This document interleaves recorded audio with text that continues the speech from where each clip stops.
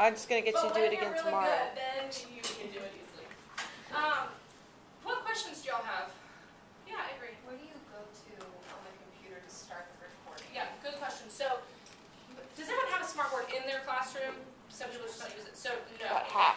So, if you have, and you can actually even do this on a laptop that has Smart Notebook software in it. So, you don't even have to be at the smartboard. You could sit there in front of your computer, and as long as you have the Smart Notebook software in it, then it's fine. So, there's a smart toolbar here, and at the bottom it has this settings thing. And so the tool that I use is called the recorder. So all you do is make sure that it is over here on your toolbar, pull it over, and then that is what you hit when you, yeah, that was what popped up here. And it's behind this thing, I think, yeah. So, yep. I mean, it's that simple. And then you can choose to record, like, well, when that goes out, I'll show you, like a certain area. So if you didn't want it to have the whole screen, you just wanted it just where you're writing with your smartboard or anything like that.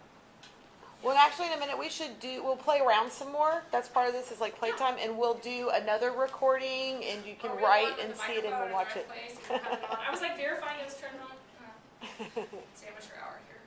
Can I just share also, there's also a program that I've used called Screencast-O-Matic that you can't, like, during your, this is like probably better for during your lessons, but you can kind of record what's on your screen and like pause as you're recording, so you can like have yourself talking like about a picture in a PowerPoint and just have a certain part of your screen showing, and then like pause it and switch to like a YouTube video. Yeah. So that's awesome. Yes, I know. See, I feel, and doesn't Audacity do something? Yeah, some people. What did you do? What did you use for your? I use Screencast-O-Matic, and then your mouse is like a click, or it's like a little circle, so your students can follow. Yeah, it's Screencast. Yeah. Yeah.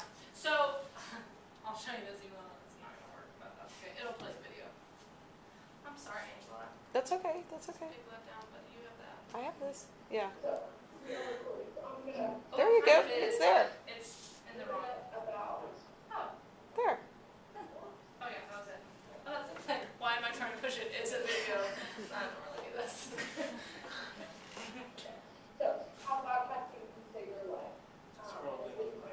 It's from the mic. Yeah. They just did the microphone there. Okay, so it's not terrible, but this is why you. If I was teaching and that had just happened, I probably would have just said, "I'm posting it." Like I can't. You don't have 60 more minutes in your life to like go do it. As long as they can hear it and it's not like totally ruined, that just gets posted because you just. And another day you have more time, go re-record it. But today was not that day, and sometimes it's when you're teaching. Yeah. How did you address kids without internet access?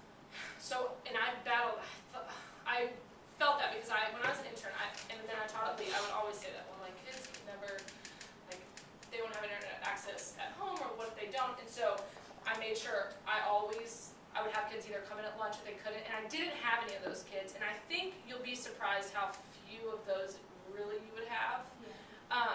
Or if they couldn't come in at lunch, I would say, okay, then you're just going to spend the first 16 minutes of class and you're just going to watch it, and that's fine. Like, we'll modify it. Or, I think I had iPods touches. Right. And so I could upload them onto that and just send the kid home with it if there was something they had to watch. So your school should have some kind of thing that you could send a kid home. I kind of feel like, and Angela will know I was this kind of intern, I was very much like, why intern? I would always, I would always ask the questions, like I wouldn't ever take things, and that was one of those things that I would always say, like, oh, it's just too hard because they don't have internet, or like, but then I realized as a teacher that was more of just an excuse I was trying to use, because, and it's a totally valid question because you're going to face that, but I just know from and I'm not saying you're like this spouse, I don't want this to come out that way, not you, but I know for me, like, I battled that in my head, like, I would make up these excuses of why things were just too hard, and be like, they don't have internet, or their parents wouldn't sign that, or what, I mean, all sorts of things. Yeah, and we have boxes of unopened iPod touches in the department. They are in closets in schools around the country. Unused technology. For that reason, right? Yeah. And the kids that just maybe just aren't ever going to do it at home, would you, just when they got to class, would you just have them watch the video? Mm-hmm. And what was interesting is they'd sit back there with back to me, like if they're in that computer I'm hunting, and they just sit back there and they like look around like at all the fun the other kids were having, or just that the other kids were actually doing something, and it almost made them more inclined to do it, because they're like, I don't want to sit here now, like I can't be talking to my friends. They put on headphones and just like watch it, you know. So and that's why you have to make sure that they're relatively short. Like I think my longest one maybe was like 25 minutes, because in a 50-minute class, like if a kid's doing that, you don't then want them to be out of commission for the whole time. But yeah, I would make them be accountable to that and do it. But remember the scaffolding purpose. If you forget about the whole flipping the classroom purpose, think about it. These out before, but That's little okay. reminder. For anybody who's absent, right? They are struggling to keep up. They're going to be so happy for this, and their parents will be happy for it too. So think about the catch-up recording as you go, as your first immediate step as a novice teacher before you get fancy about vodcasting. Does that make sense? Yeah. That's why we want you to use the Smartboard that you're already teaching on anyways.